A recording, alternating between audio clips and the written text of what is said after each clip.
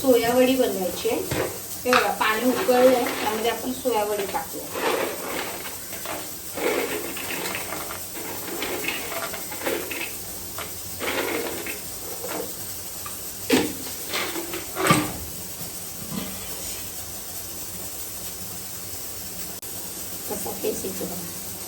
थोडंसं आपण मीठ टाकूया, चिमूटभर।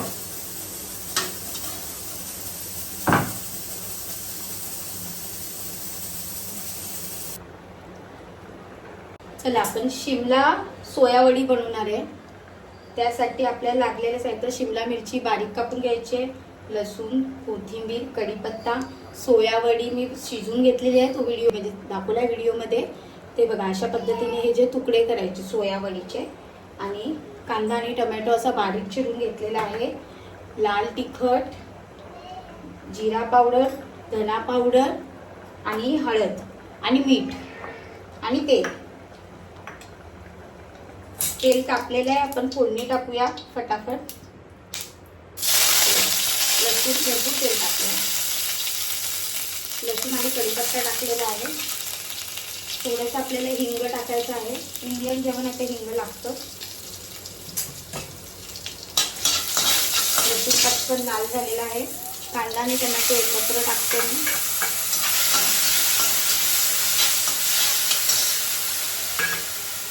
बघा कांदा लालसर झालेला आहे चांगला, थोडं पाणी शिंपडते।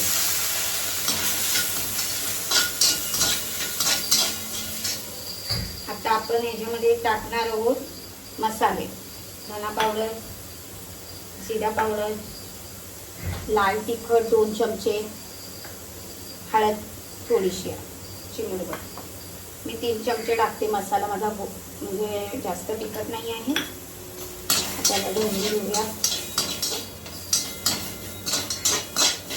त्यामध्ये आपण शिमला मिरची टाकू, याच्यात सगळे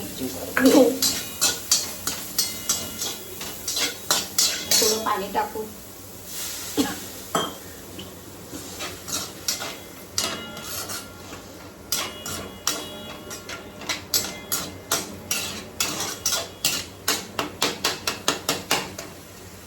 याच्यात पाणी टाकून शिमला मिरची आणि मसाले एकत्र शिजले पाहिजे। झाकण लावून ठेवू।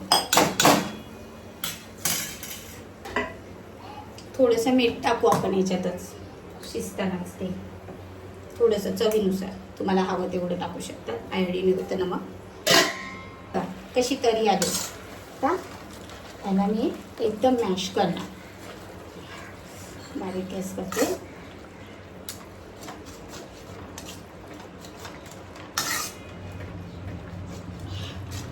अशा पद्धतीने मी मॅश करणार आहे।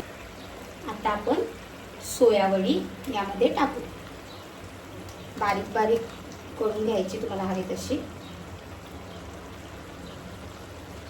आणि एकजीव करून घेऊ।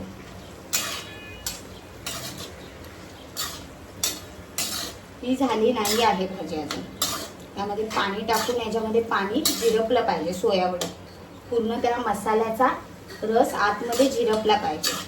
जर तुम्ही अशीच खाल्ली तरी चालू शकते, पण त्याला ती चव नाही येणार सोयावडीला, त्यामध्ये आतमध्ये तो पूर्ण फोडणीचा मसाला नाही जाणार, असं असतं। म्हणजे 10-15 मिनिटं तरी लागतं पाणी याच्यात झिरपायला।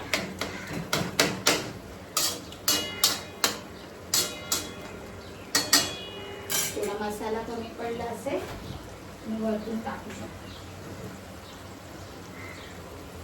पाणी आटलेलं आहे, टाकू वरतून आणि खाऊन घेऊ। ठीक आहे, तयार आहे आपली ही सोयावडी। नक्की बनवून सांगा कशी झाली ही सोयावडीची भाजी। लाईक आणि सबस्क्राईबर करा माझ्या चॅनलला।